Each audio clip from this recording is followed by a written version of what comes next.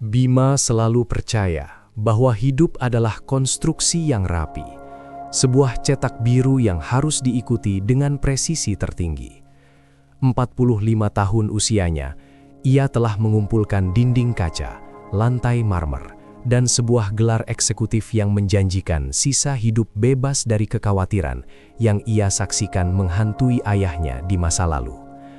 Pagi hari selalu dimulai dengan aroma kopi Kolombia yang mahal dan kilau korporat Jakarta yang tertangkap sempurna dari jendela lantai 27 apartemennya.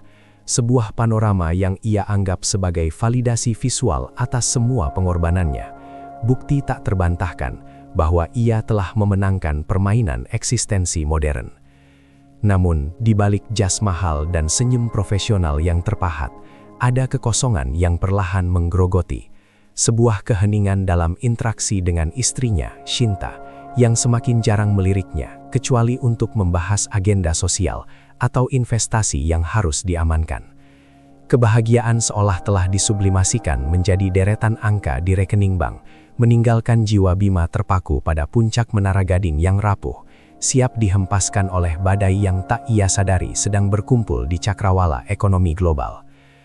Kehancuran itu tidak datang sebagai ledakan dramatis seperti dalam film-film murahan, melainkan sebagai erosi yang lambat dan mematikan. Dimulai dengan penarikan investasi asing secara masif yang membuat proyek mercusuar Bima yang ia agung-agungkan sebagai warisan profesionalnya tiba-tiba menjadi beban yang tak tertangguhkan dan tumpukan besi tua di atas tanah yang tak laku. Rapat-rapat yang tadinya diwarnai tepuk tangan dan anggukan persetujuan, kini berubah menjadi sesi saling tuding yang dingin, di mana nama Bima perlahan-lahan diukir sebagai kambing hitam yang paling strategis untuk dikorbankan demi menyelamatkan citra perusahaan.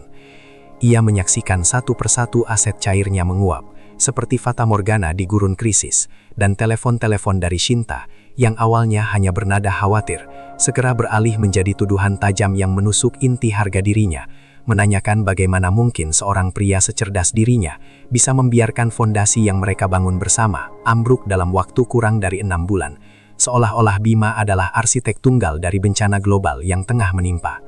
Pemutusan hubungan kerja datang pada hari Rabu yang dingin. Disampaikan oleh seorang direktur muda yang wajahnya memancarkan rasa tidak nyaman yang jelas, seolah-olah ia sedang melaksanakan ritual keji yang diwajibkan oleh dewa-dewa kapitalisme yang haus darah. Bima menerima amplop tebal berisi pesangon yang terasa menghina. Sebuah epitaf moneter bagi 20 tahun dedikasi yang ia berikan pada korporasi yang kini memperlakukannya seperti selembar memo yang sudah kedaluarsa. Dan ironisnya, ia hanya merasakan kebas, bukan amarah atau kesedihan, seolah-olah jiwanya telah meninggalkan tubuhnya beberapa minggu sebelumnya. Ia berjalan keluar dari gedung yang selama ini menjadi singgasananya, membawa sebuah kotak kardus berisi penghargaan-penghargaan yang kini terasa seperti sampah dekoratif. Memperhatikan bagaimana para karyawan yang pernah ia pimpin kini berpura-pura sibuk menatap layar mereka, menghindari kontak mata, menggarisbawahi kebenaran pahit bahwa kesuksesan memang memiliki banyak orang tua, tetapi kegagalan adalah yatim piatu yang menyedihkan. Pukulan terakhir datang dalam bentuk dokumen hukum bercap materai yang diserahkan Shinta kepadanya di meja makan yang dulunya adalah pusat kehangatan keluarga mereka yang semu. Shinta dengan mata kering dan suara yang dinginnya menusuk tulang menyatakan bahwa ia tidak sanggup lagi berbagi takdir dengan puing-puing, bahwa ia telah memilih untuk menyelamatkan apa yang tersisa dari masa depannya sendiri, sebuah keputusan pragmatis yang mengabaikan semua sumpah dan sejarah yang pernah mereka jalin. Bima mencoba berargumen, mencoba merangkai kata-kata tentang cinta, tentang membangun kembali. Tetapi kata-katanya terdengar kosong, seperti dengung generator tua yang kehilangan daya, karena ia tahu, jauh di lubuk hatinya, bahwa hubungan mereka telah lama berlandaskan kenyamanan material, bukan ikatan jiwa yang tak terpisahkan. Dan kini, dengan hilangnya kenyamanan itu, struktur pernikahan mereka pun runtuh tanpa sisa. Malam itu, ia tidur di sofa ruang tamu, menatap langit-langit, menyadari bahwa ia bukan hanya kehilangan pekerjaan dan istri, tetapi juga identitas yang selama ini ia kenakan sebagai perisai.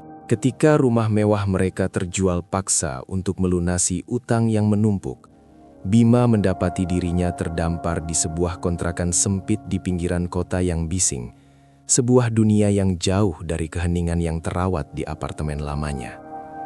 Udara terasa tebal oleh asap rokok dan kebisingan konstan yang seolah mengejek kebutuhannya akan ketenangan. Dan ia menghabiskan berminggu-minggu dalam pusaran nihilistik yang gelap, di mana hari-hari berbaur tanpa tujuan, hanya diisi oleh kebiasaan buruk menatap dinding kusam dan meminum kopi instan yang rasanya seperti abu. Ia sering memegang ponselnya, yang kini jarang berdering, dan membaca kembali pesan-pesan lama, mencari sisa-sisa dirinya yang lama, pria percaya diri yang menyelesaikan masalah dengan sekali jentikan jari. Tetapi yang ia temukan hanyalah bayangan samar yang kini terasa asing, sebuah museum kenangan kejayaan yang tertutup debu kegagalan yang tak terhindarkan. Kehilangan itu bersifat multidimensi.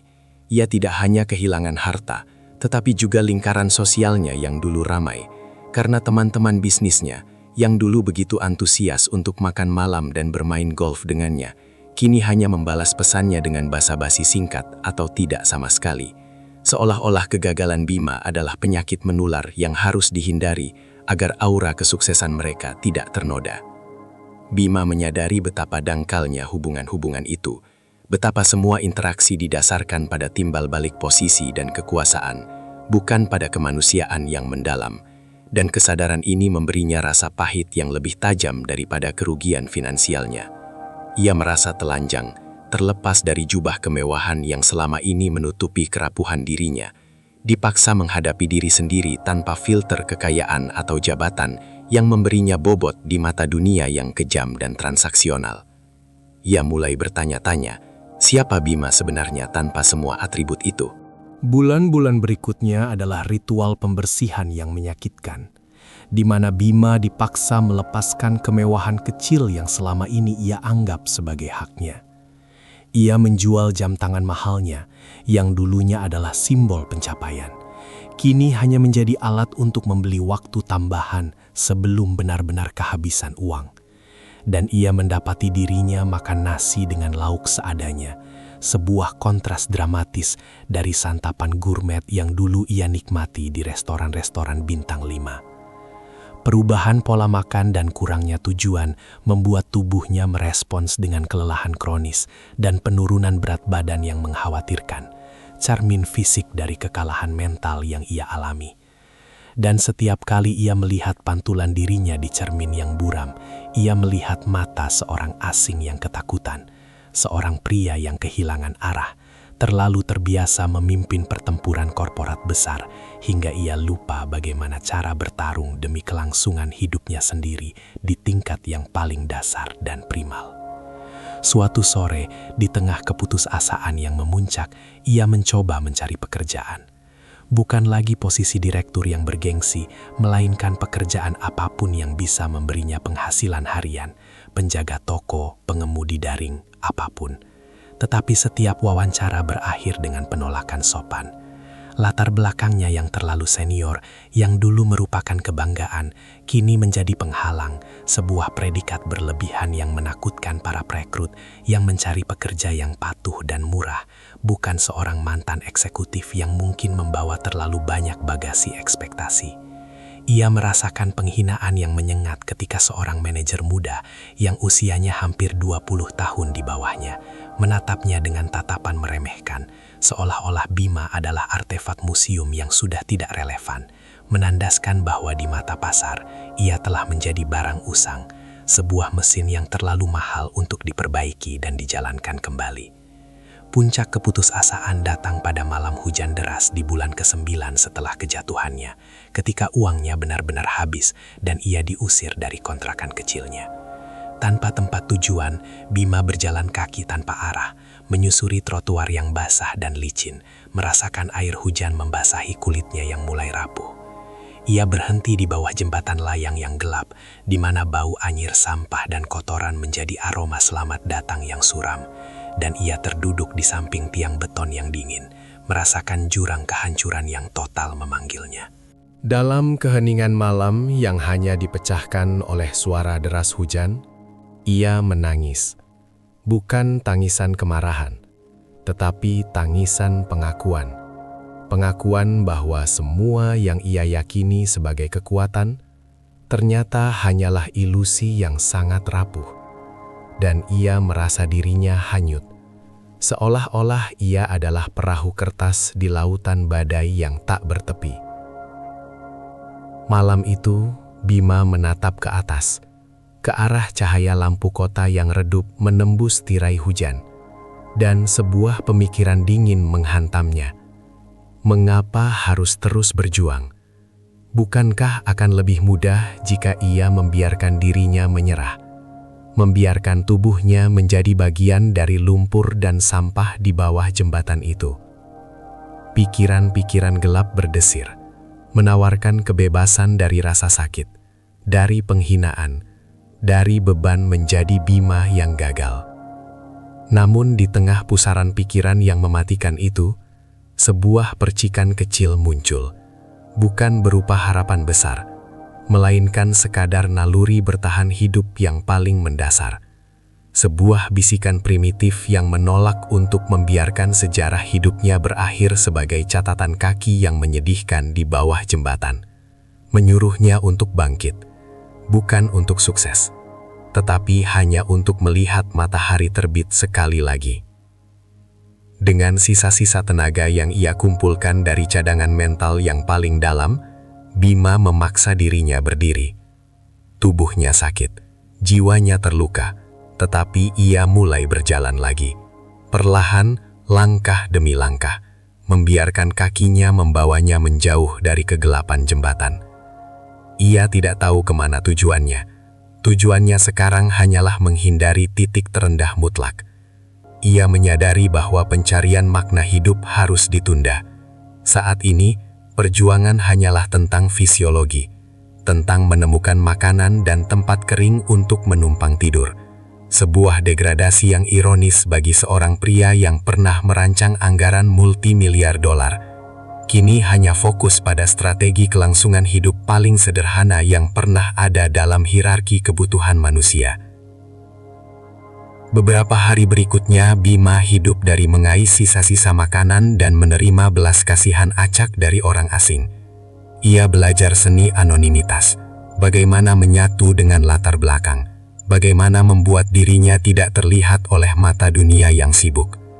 Ia mulai memperhatikan hal-hal kecil yang dulunya luput dari pandangannya yang terfokus pada kemajuan. Pola retakan di trotoar, bau tanah basah setelah hujan, senyum tulus seorang pedagang kaki lima yang berbagi sepotong roti dengannya tanpa menuntut imbalan. Dalam kesederhanaan brutal ini, sebuah realitas baru mulai terungkap. Kemanusiaan tidak hanya ada di ruang rapat berpendingin udara, tetapi juga, dan mungkin lebih murni, di sudut-sudut jalan yang berdebu dan di antara orang-orang yang paling diabaikan oleh masyarakat yang ia puja sebelumnya. Perjalanan membawanya keluar batas kota, ke sebuah daerah pedesaan yang tenang dan terpencil, yang ia lewati tanpa sengaja. Menyusuri jalan setapak yang ditumbuhi ilalang dan pohon-pohon tua yang menjulang tinggi.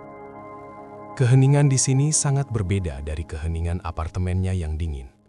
Keheningan ini terasa hidup, dipenuhi suara angin yang berdesir di antara dedaunan dan lagu serangga yang tak henti-hentinya. Menawarkan kedamaian yang belum pernah ia rasakan sejak ia memulai pengejaran tanpa henti terhadap kesuksesan material. Ia menemukan sebuah desa kecil yang penduduknya hidup lambat, sesuai irama musim dan matahari, bukan sesuai fluktuasi indeks saham. Dan untuk pertama kalinya dalam waktu yang sangat lama, ketegangan di pundaknya sedikit mengendur, menyambut jeda mental dari peperangan batin yang telah lama ia alami. Di pinggir desa itu, tersembunyi di balik kebun bambu yang rimbun, Bima menemukan sebuah bengkel kayu kecil yang tampak kuno, dijalankan oleh seorang pria tua bernama Pak Cokro, seorang tukang kayu yang wajahnya dipenuhi garis-garis kebijaksanaan dan tangannya kasar, berbau serbuk gergaji dan getah pohon yang alami. Bima yang hanya ingin meminta air minum, mendapati dirinya berbicara panjang lebar dengan Pak Cokro. Entah mengapa merasa nyaman berbagi kisah kejatuhannya yang memalukan dengan orang asing ini, yang mendengarkan tanpa menghakimi, hanya dengan anggukan sesekali dan tatapan mata yang tenang. Seolah-olah kisah kehancuran Bima hanyalah hal biasa yang sering terjadi pada manusia yang terlalu mencintai beton dan baja. Pak Cokro, setelah Bima selesai bercerita tentang kehilangan kekayaan dan harga dirinya, hanya tersenyum tipis dan menawarkan Bima pekerjaan. Bukan pekerjaan manajerial, bukan pula tugas yang membutuhkan pemikiran strategis yang rumit, melainkan pekerjaan paling mendasar, membantu mengamplas kayu, membersihkan serutan, dan mengangkut balok-balok kayu yang berat. Bima, yang tangannya hanya terbiasa memegang pena mahal dan gawai elektronik, awalnya merasa canggung dan malu. Namun, ia menerima tawaran itu tanpa ragu, karena ia tidak punya pilihan lain, dan yang lebih penting, ada magnet aneh dalam ketulusan Pak Cokro yang menariknya masuk ke dalam kehidupan yang sama sekali asing baginya. Sebuah kehidupan yang terpisah jauh dari gemerlap menara korporat yang telah menghancurkannya. Hari-hari pertamanya di bengkel adalah siksaan fisik yang menyakitkan. Otot-ototnya yang lama tak terpakai protes keras, dan telapak tangannya melepuh akibat friksi dengan kayu kasar. Ia berjuang untuk mengayunkan palu dengan benar. Ia tidak tahu bagaimana membedakan jenis-jenis kayu yang berbeda, dan ia sering membuat kesalahan yang konyol yang membuatnya ingin menyerah. Namun, Pak Cokro sabar, tidak pernah mencela atau menaikkan nada suaranya, hanya menunjukkan lagi dan lagi dengan kehangatan seorang guru yang memahami bahwa belajar sejati memerlukan pengulangan dan kegigihan yang tenang, menekankan pentingnya proses, bukan kesempurnaan produk yang dihasilkan oleh tangannya yang belum terampil. Perlahan, melalui pekerjaan fisik yang melelahkan itu, sebuah transformasi halus mulai terjadi. Saat ia mengamplas permukaan kayu yang kasar hingga menjadi halus seperti sutra, Bima merasa seolah-olah ia juga mengamplas lapisan-lapisan emosi negatif, kesombongan, dan kepahitan yang selama ini menutupi jiwanya. Debu kayu yang menempel di rambut dan pakaiannya terasa lebih jujur daripada wewangian mahal yang dulu ia semprotkan. Dan rasa sakit pada otot-ototnya memberinya kepuasan yang aneh, sebuah bukti nyata bahwa ia masih mampu menghasilkan sesuatu, bahwa keberadaannya tidak sepenuhnya sia-sia. Sebuah kontras yang tajam dengan hari-harinya di kantor, di mana ia hanya menghasilkan tumpukan kertas dan ilusi kemajuan. Pak Cokro mengajarinya filosofi kayu, bahwa setiap serat, setiap cacat, setiap lekukan adalah bagian dari sejarah pohon itu, dan bahwa tugas pengrajin bukanlah menyembunyikan kekurangan itu, melainkan mengintegrasikannya ke dalam keindahan akhir produk. Ini menjadi metafora kuat bagi kehidupan Bima sendiri. Ia mulai memahami bahwa kegagalannya, kejatuhannya, dan rasa sakitnya bukanlah hal yang harus ia sembunyikan atau benci, melainkan serat-serat takdir yang membentuk karakter barunya. Ia berhenti menyangkal masa lalunya, mulai melihatnya sebagai guru yang brutal namun efektif, yang telah memaksanya melepaskan ikatan yang salah dan menemukan kebenaran yang lebih tahan lama yang tersimpan dalam kesederhanaan pekerjaan tangan. Saat ia menghabiskan malam-malam di gubuk sederhana di belakang bengkel, jauh dari gemerlap lampu kota yang dulu ia rindukan, Bima menemukan kembali ritual tidur nyenyak yang telah lama hilang. Ia tidur karena kelelahan yang jujur, bukan karena kelelahan mental yang dihasilkan dari intrik dan kecemasan finansial.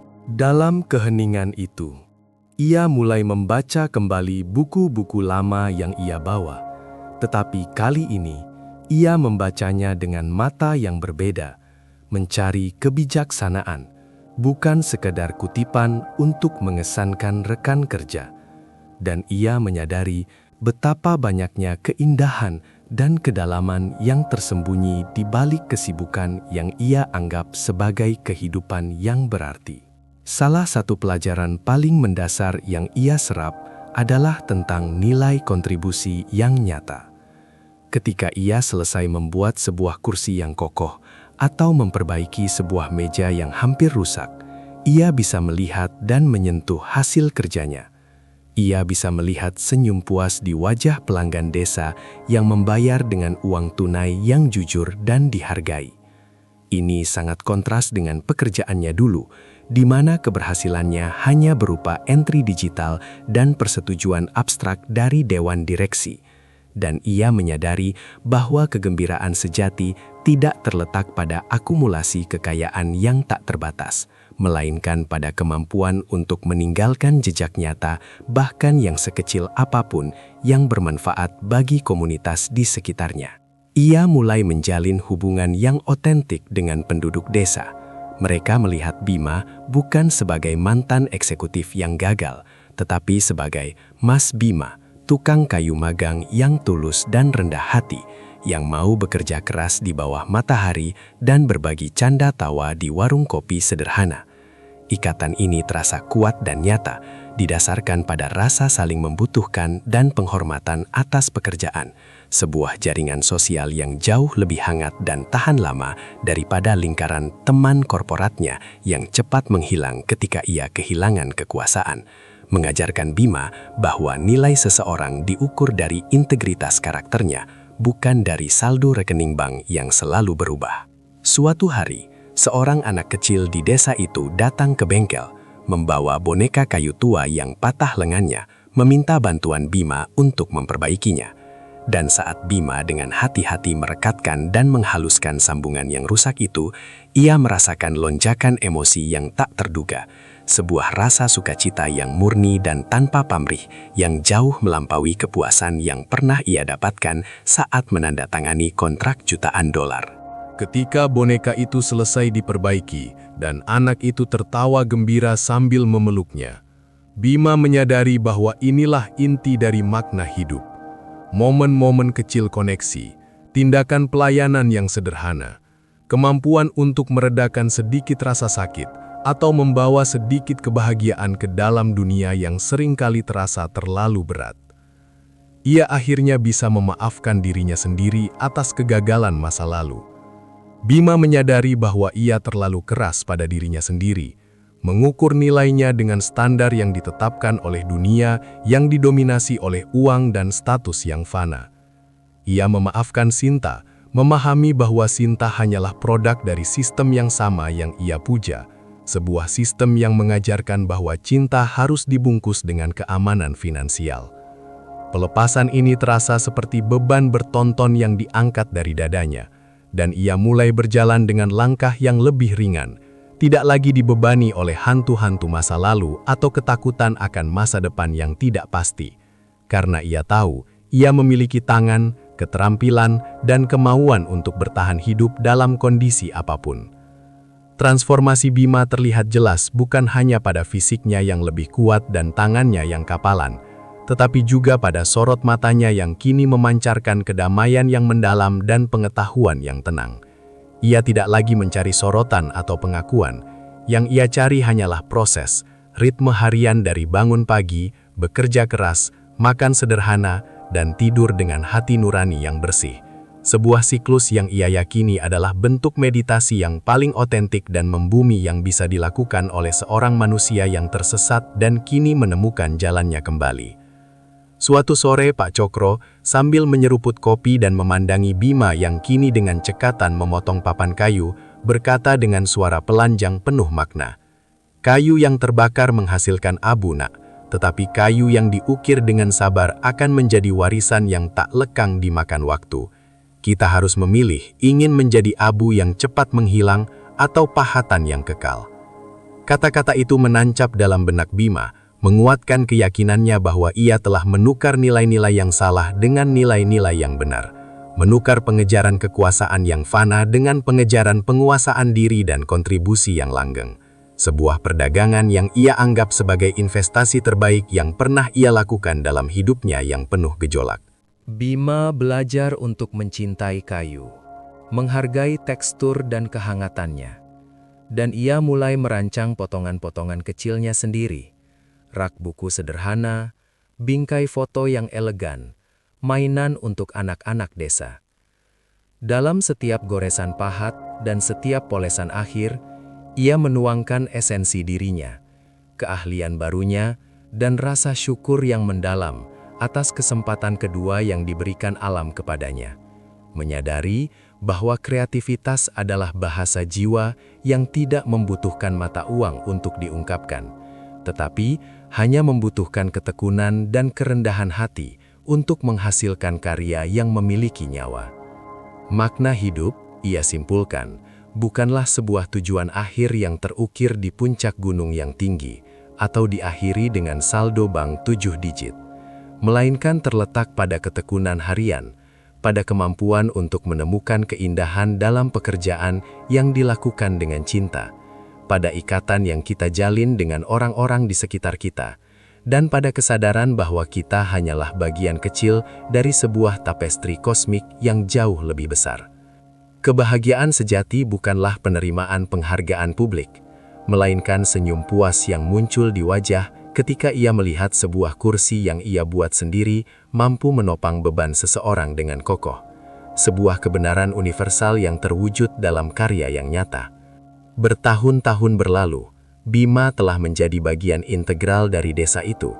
Ia tidak pernah kembali ke kota, tidak pernah merindukan jas mahal atau rapat dewan direksi yang mendominasi.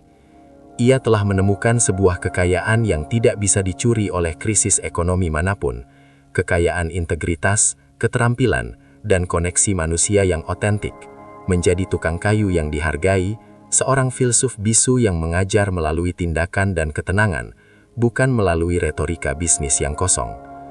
Kehidupannya kini adalah sebuah pernyataan yang damai, bahwa kehancuran total dapat menjadikan vas kosong terindah bagi pembangunan kembali diri yang sejati.